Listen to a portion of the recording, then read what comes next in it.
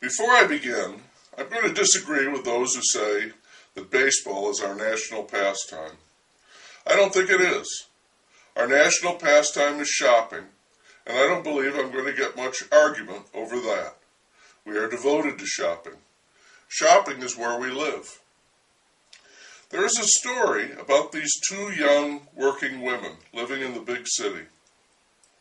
For lunch every day, they eat the worst possible food, fried everything, with lots of fat and sugar, all greasy and rich. And none of that has any effect on them, none whatsoever, because they're young.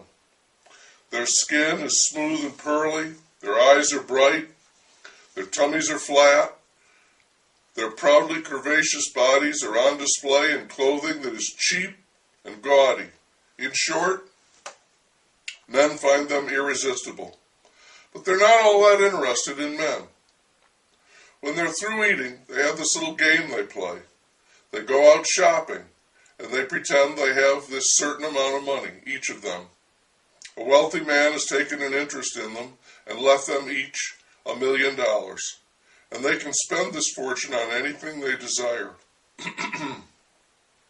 The game is really about their desires. They have to pretend because money is the one thing in the world they don't have. They're stenographers. They don't make much. They make up for that by playing their little game. It's a harmless game, and they love to play it.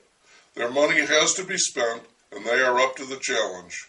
They go into stores and they try clothes on, outfits they could never afford, and they model them for each other. They have a wonderful time, and then they go back to work.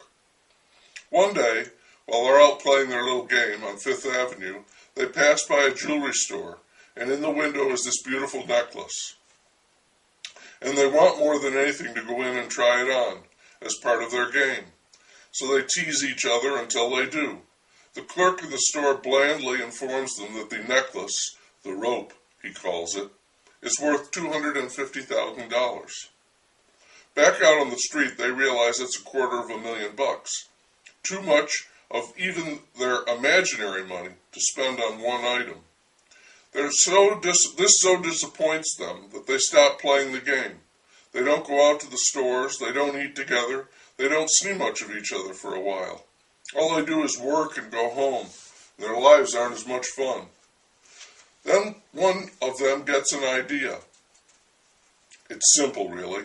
All they have to do is make an adjustment in the amount each young lady pretends to have. They can do that easily enough. It's only make-believe money anyway. So that's exactly what they do. They adjust their standard of living. I think that's the name of the story. They pretend their benefactor has left them each $10 million.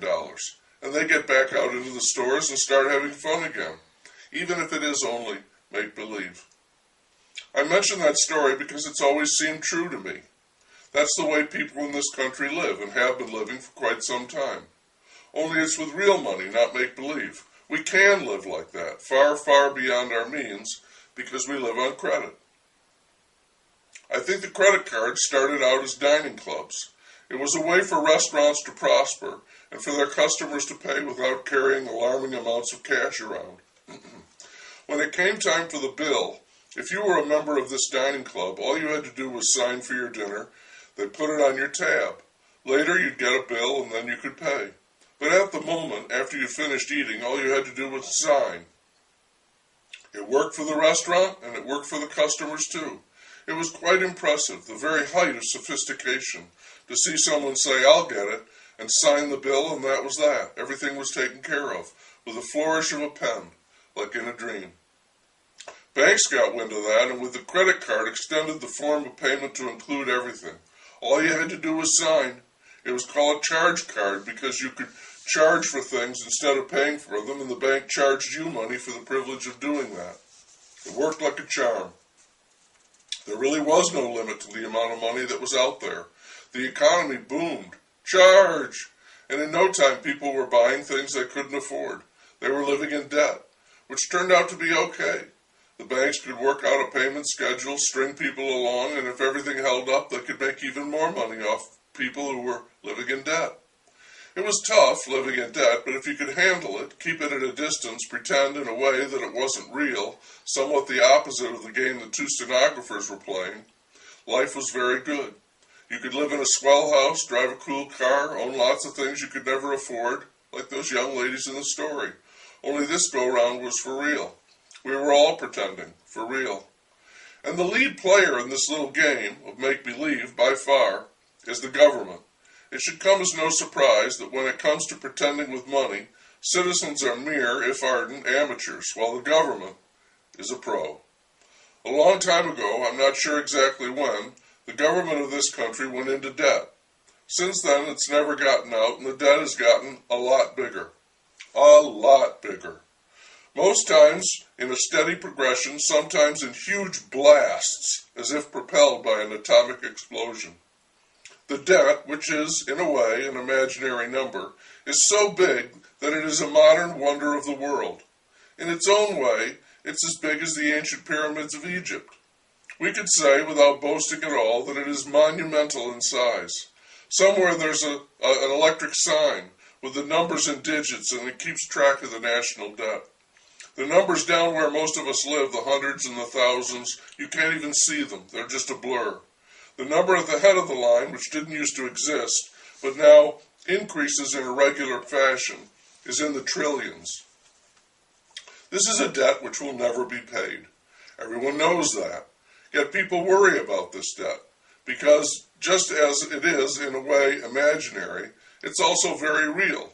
And people say that if we allow the debt to increase the way we do, we run the risk of devaluing the money that we carry around in our wallets and purses. I don't think we have to worry about that, inflation or whatever. Because the little game that the government has been playing, the same game the people have been playing, the game those shop girls played during their lunch breaks, that little game won't devalue our money, our Federal Reserve notes. It will eliminate it. All money will be worthless, completely worthless.